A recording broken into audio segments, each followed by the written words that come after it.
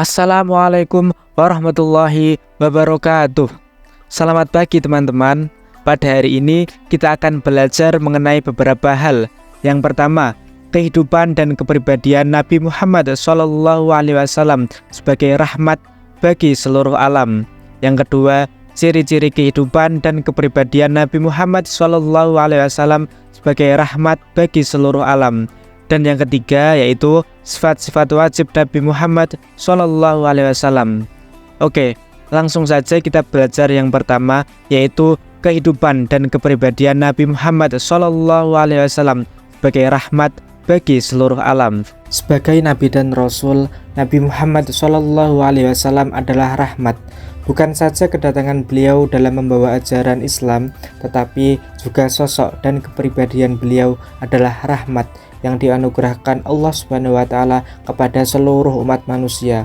Beliau memiliki akhlak yang sangat mulia, penuh kasih sayang dan empati. Rasulullah juga mengedepankan nilai-nilai kemanusiaan dan berkomunikasi dengan penuh kelembutan kepada semua kalangan. Kehidupan Rasulullah menjadi rahmat bagi seluruh alam sebagaimana telah disebutkan Allah dalam Quran surat Al-Anbiya ayat 107. A'udzu billahi minasyaitonir rajim. Bismillahirrahmanirrahim. Wa ma arsalnaka illa rahmatan lil alamin. Artinya, dan kami tidak mengutus engkau Muhammad melainkan untuk menjadi rahmat bagi seluruh alam. Quran surat Al-Anbiya ayat 107. Kehidupan Rasulullah menunjukkan bagaimana menjadi seorang pemimpin yang bijaksana, di mana beliau mempersatukan kaum muhajirin dan ansor dengan prinsip persaudaraan. Rasulullah juga sangat memperhatikan nasib kaum lemah seperti budak, orang miskin, dan anak yatim. Beliau mengajarkan umatnya untuk membantu dan menyantuni mereka. Rasulullah membebaskan banyak budak dan mendorong umatnya untuk memperlakukan budak dengan baik. Sebagaimana firman Allah Subhanahu wa taala dalam Quran surat Al-Ahzab ayat 45 sampai 46. Ya ayuhan nabiyyu inna arsalnaka syahidan wa mubasyiran wa nadhira wa da'iyan ilallahi bi'idnihi wa sirajan munira. Artinya, wahai Nabi, sesungguhnya kami mengutusmu untuk menjadi saksi, pembawa kabar gembira dan pemberi peringatan, dan untuk menyeru kepada agama Allah dengan izinnya dan sebagai cahaya yang menerangi. Quran surat Al-Ahzab ayat 45-46. Melalui ayat tersebut dapat diketahui bahwa Nabi Muhammad sebagai rahmat untuk semua alam mengemban tugas sebagai berikut. Yang pertama, syahidan, yaitu menjadi saksi bagi seluruh umat di hadapan Allah Subhanahu wa taala di hari akhir kelak. Yang kedua, mubasyiran, yaitu pemberi kabar gembira kepada umat yang beriman bahwa mereka kelak akan masuk surga jika menjalankan perintah Allah dan Rasul-Nya. Yang ketiga, nadhiran, yaitu pemberi peringatan kepada orang yang tidak beriman bahwa mereka akan dimasukkan ke dalam neraka karena tidak mau menjalankan perintah Allah dan Rasul-Nya. Yang keempat, da'iyan ilallah, yaitu penyeru agama Allah Subhanahu wa taala agar mau memeluk agama Islam. Sirajan muniron, yaitu cahaya yang menerangi umat manusia yang hidup dalam kegelapan dengan ajaran Islam. Materi selanjutnya yaitu ciri-ciri kehidupan dan kepribadian Nabi Muhammad SAW sebagai rahmat bagi seluruh alam yang akan dijelaskan oleh teman saya. Selanjutnya, ciri-ciri kehidupan dan kepribadian Nabi Muhammad sebagai rahmat bagi seluruh alam. Kehidupan dan kepribadian Nabi Muhammad yang mulia tentu saja menjadi rahmat bagi orang yang memahami, meneladaninya, serta menghayatinya dalam kehidupan sehari-hari. Adapun ciri-ciri kehidupan dan kepribadian Nabi Muhammad yang dapat kita teladani yaitu 1.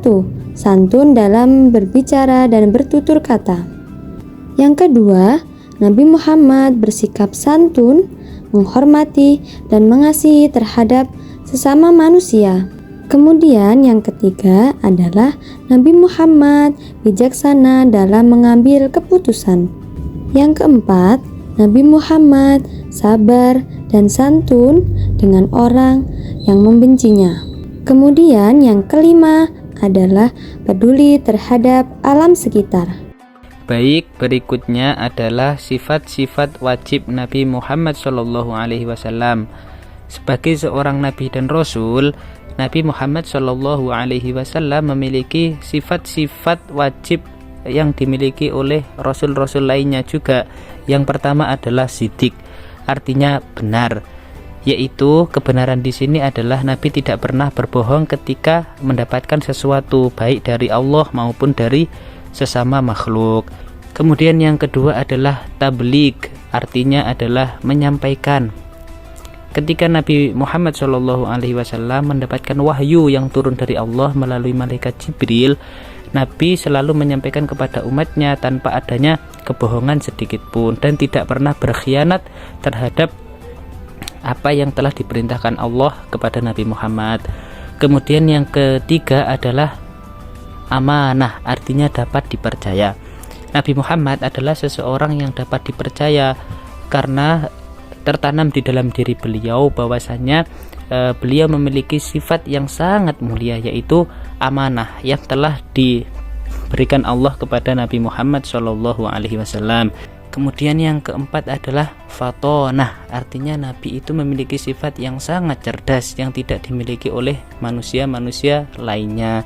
Kemudian sifat mustahil bagi Nabi Muhammad SAW, yang pertama adalah kizib, artinya bohong, lawan dari sifat sidik. Yang kedua adalah kitman, artinya menyembunyikan, lawan dari sifat tabligh. Yang keempat adalah khianat, artinya berkhianat, lawan dari sifat amanah. Kemudian yang keempat adalah baladah, artinya bodoh, lawan dari sifat fatonah. Kemudian Nabi juga memiliki sifat-sifat jaiz, diantaranya adalah sifat yang dimiliki seperti manusia pada umumnya. Diantaranya adalah Nabi juga tidur, Nabi juga makan, Nabi juga mandi, Nabi juga menikah, dan lain sebagainya.